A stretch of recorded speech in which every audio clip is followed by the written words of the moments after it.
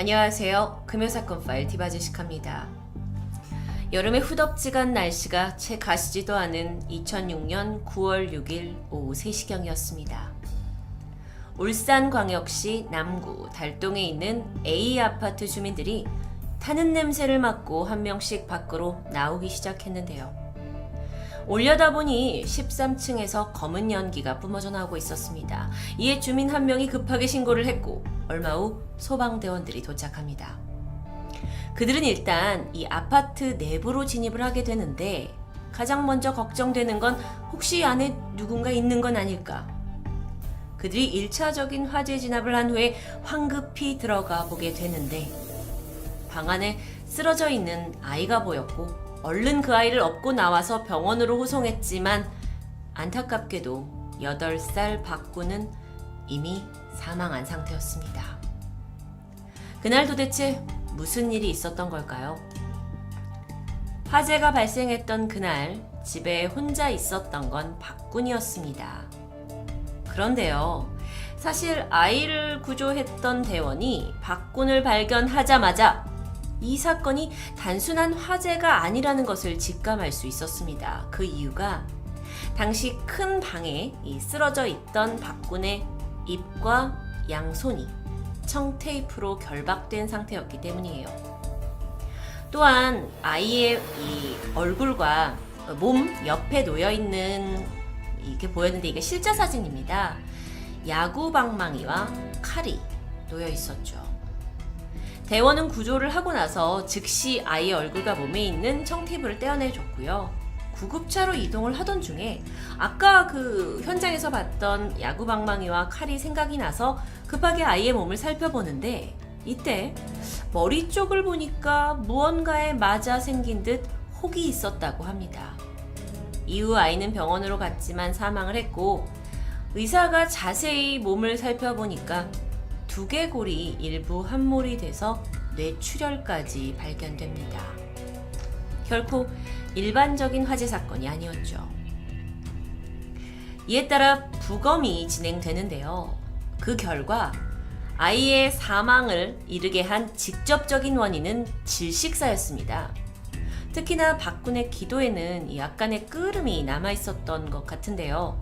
그러니까 그날 박군이 누군가에 의해 야구방망이로 뒷머리를 한 차례 세게 맞았고 잠시 의식을 잃었는데 호흡이 약해진 상태에서 불이 났고 연기를 마시면서 숨진 것으로 추정됩니다. 그렇다면 누가 아이를 공격하고 불을 질렀을까요? 경찰은 일단 그날 화재가 나기 전 박군의 행적을 추적하게 됩니다. 그날 낮 12시 20분쯤이었을까요? 박군은 친구 B와 함께 집에 돌아왔습니다.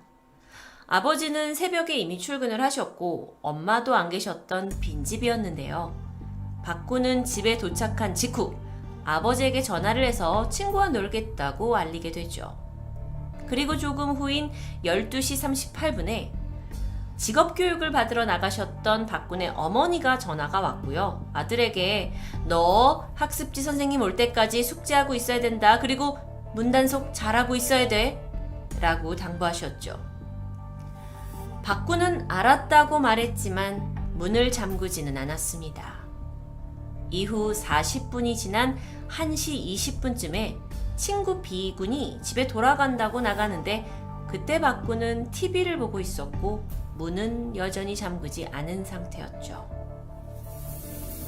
한편 이날 아파트의 대각선 방향에 있던 옆동의 이웃이 오후 1시 45분쯤 우연히 박군의 집 현관문이 열려져 있는 것을 보았다고 증언합니다. 열려져 있었다. 그런데 문제는 그로부터 50분이 지난 2시 35분쯤이었을까요? 그 주민이 다시 아파트 건너편을 봤을 때 문은 닫혀 있었습니다. 한편 이 시각 이곳을 방문했던 사람이 있었어요. 2시 반쯤 학습지 교사가 박군에 도착을 했고 집 문을 두드렸지만 인기척이 없습니다. 그래서 왜 애가 있어야 되는데 없지 하고 부모님께 연락을 남긴 후에 현관문 앞에 포스트잇을 붙여놓고 다른 집으로 향하게 되죠. 자, 이때 연락을 받은 부모님은 3시 이후에 집에 2번이나 전화를 걸었습니다. 하지만 신호만 갈 뿐 아무런 응답이 없었는데요. 여기까지 봐서 범행이 일어난 시간은 오후, 그러니까 마지막으로 현관문이 열려 있었던 게 목격된 1시 45분에서 학습지 선생님이 방문한 2시 반 사이, 그러니까 즉 45분 동안으로 추정됩니다. 이후에 화재 신고가 3시에 접수됐고 아이는 사망한 채 발견되었죠. 이 화재 당시 내부가 약 20분 동안 진압이 되었는데요. 그 과정에서 집안의 살림살이들이 물줄기에 다 이리저리 튕겨 나갔겠죠. 그러다 보니 집에 가봤을 때 아수라장 그 자체였습니다. 문제가 뭐냐면 이 상황에 어딘가 남아있을 범인의 흔적? 이걸 찾는 건 도저히 불가능한 상태였는데요. 자, 먼저 사진을 보시면 아시겠지만 발화, 그러니까 화재가 난 장소는 박군이 누워있던 큰 방과 작은 방 그 사이라고 추정되고 있습니다. 범인은 아이를 기절시켰고 청테이프로 결박을 한 후에 불을 지르고 창문을 모두 닫은 후에 진열대에 놓여있던 열쇠로 현관문을 잠그고 도주했습니다. 그래서 현장에 그때 도착했던 소방대원들이 문을 열기 위해서 10분 동안 사투를 벌이기도 했죠. 그런데 여기서 드는 의문점 하나가 있습니다. 범인은 왜 현관문까지 잠그고 나갔던 걸까요? 아이가 이미 정신을 잃어서 쓰러져 있었고 불까지 나는 상황인데 탈출해서 신고를 할 게 두려웠던 걸까요? 또는 누군가 사건 현장을 발견할 것이 두려웠던 걸까요? 현장에는 단서가 별로 남아있지 않았습니다. 그렇다면 혹시 범인의 단서가 박군의 몸에 남아있지는 않을까요? 아이가 격렬하게 저항을 했다면 손톱 밑이나 몸의 곳곳에 흔적이 남아있을 수 있습니다. 하지만 아쉽게도 범인의 DNA는 발견되지 않았죠. 그렇다면 아이는 저항을 하지 않았다는 걸까요? 아니면 저항조차 할 수 없었던 상황이라는 걸까요? 경찰 조사 결과 이 집안엔 누군가가 곳곳을 뒤졌던 흔적이 남아 있었습니다. 실제로 이곳에서 사라진 물품은 화장대 서랍 안에 있던 귀금속 5점, 그리고 특이하게도 박군의 용돈이었는데요.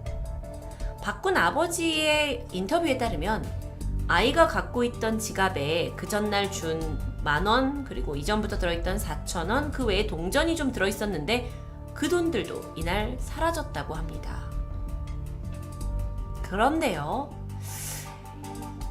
사실 얼마 전에 이 아파트에서 좀 떨어진 또 다른 아파트에서 어린아이들을 노린 도둑이 든 적이 있다라는 사실이 전해지게 됩니다. 이 사진을 보시면 아시겠지만 다른 아파트에서 아이가 혼자 있는 집을 누군가가 방문을 해서 집에 있는 이 오래된 책을 새 책으로 바꿔주겠다 하면서 침입을 했다라는 거죠. 위치가 거리상으로 가깝다는 점에 봤을 때 이 두 사건이 혹시 연관이 되어 있다면 혹시 금품을 노린 강도의 소행이었을까요? 하지만 경찰은 이에 대해 부정적이었습니다. 이런 강도의 소행의 경우 불까지 지르고 가는 경우는 많지 않다고 합니다. 물론 본인의 흔적을 지우기 위해 그랬을 수도 있지만 아주 드문 케이스라고 볼 수 있었죠. 게다가요, 범인은 결정적으로 박군의 목에 걸려있던 금목걸이는 가져가지 않았습니다. 게다가 이 아파트는 영세민이 주로 사는 17평 남짓 임대아파트였다고 해요. 그런데 굳이 강도가 13층까지 올라가서, 여기는 도주가 좀 어려운 고층인데 이곳에 가서 도둑질을 했다라는 건 쉽사리 이해되지가 않았죠. 계속해서 추정은 이어져 갑니다. 강도 사건은요, 보통 범인이 미리 흉기를 챙겨와서 집안에 들어가서 금품을 훔쳐가는 게 일반적이라고 해요. 하지만 기억하시죠? 박군의 머리맡에 있던 야구 방망이와 부엌칼, 이건 모두 이 집 안에 있던 물건들이었습니다.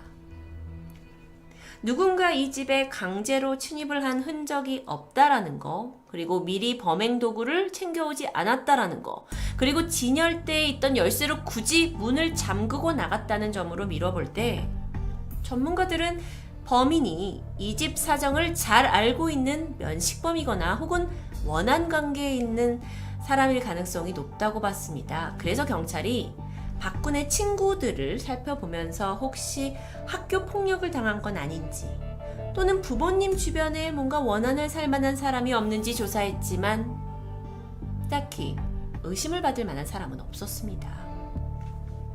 그렇다면 면식범이 아니라 제3의 인물일 가능성도 있습니다. 그 이유가 일단 이 아파트가 93년에 준공이 된 복도식 아파트예요. 근데 입구에는 물론이고 내부에도 CCTV가 없었고 아파트 입구로 들어가는 중간 문이 있잖아요. 보안 장치가 되어 있는. 그런데 그런 게 없었기 때문에 이 아파트는 사실 누구든지 들어갈 수 있었죠. 게다가 사건 당일 박군의 현관문은 잠겨 있지 않았습니다. 그렇다면 만약 누군가 지나가다가 우발적으로 저지른 범죄의 가능성도 고려됩니다. 이에 경찰은 지역 전과자와 불량 청소년 중고등 학생들까지 포함을 해서 총 1000여 명이 넘는 사람들을 일일이 조사했지만 용의자를 찾을 수는 없었습니다. 사실상 이 수사관들이 가장 어려워하는 사건의 유형 중 하나가 방어 사건이라고 하는데요. 그 이유가 화재로 모든 것이 타버리다 보니까 단서를 찾기가 힘들고요. 대부분 실내에서 이렇게 사건이 발생하니까 목격자도 없습니다. 결국 사건이 계속 미궁에 빠지면서 경찰은 결국 그 도난당한 귀금속에 초점을 맞추게 돼요. 그래서 작물 전단을 만들어서 이 물건들이 어디로 팔려나갔는지 행방을 쫓게 되는데 울산을 넘어서 부산 이 넓은 지역까지 다 조사를 했지만 10년 넘게 의미 있는 제보는 없었다고 전해집니다. 이 사건에는 무려 50여 명이 넘는 베테랑 형사들이 투입되었고 사건을 해결하려고 애를 썼지만 단 한 명의 목격자도 나오지 않은 채 수사가 점점 어려워졌죠. 원래 이 사건은 2021년 9월 6일에 공소시효가 만료되는 것이었는데요. 아시다시피 태완이법으로 인해 공소시효가 폐지되면서 사건 파일은 다시 열리게 됩니다. 재수사가 시작됐죠. 이걸 담당하는 형사님은요, 이 당시에 강력팀 소속으로 초동 수사를 맡으셨다고 해요. 그러다가 이제 재수사를 다시 하게 됐는데 그러면서 사건이 벌어졌던 이 A 아파트를 다시 찾게 됩니다. 그런데 문제는 그 당시의 사건을 기억하는 사람이 거의 없었다고 해요. 장기 미제 사건에 대한 수사는 정말 맨 땅에서 다시 시작하는 것 같은 느낌일 텐데요. 울산경찰청 미제전담 수사팀장으로 계시는 이 형사님이 자신의 경찰 인생 26년에서 자신이 맡은 살인사건 중에 해결되지 않은 사건은 이 사건이 유일하다면서 책임감을 다해 반드시 범인을 잡겠다라는 굳은 의지를 보여주셨습니다. 국내에 남아있는 수많은 미제 사건 중 하나인 울산 초등생 방화살인 사건을 소개해드렸는데요. 공소시효가 없어지면서 다행히 이제는 영원히 범인을 뒤쫓을 수 있게 됐지만 정작 수사를 담당하시는 경찰관들에게는 아주 무거운 의무일 수 있고 책임이기도 합니다. 그런데 여러분, 미제 사건은 오직 유가족과 담당 경찰만의 것일까요? 어쩌면 우리의 지속적인 관심이 그들에게 작은 도움이 되지 않을까 생각이 듭니다. 금요사건 파일 디바제시카였습니다.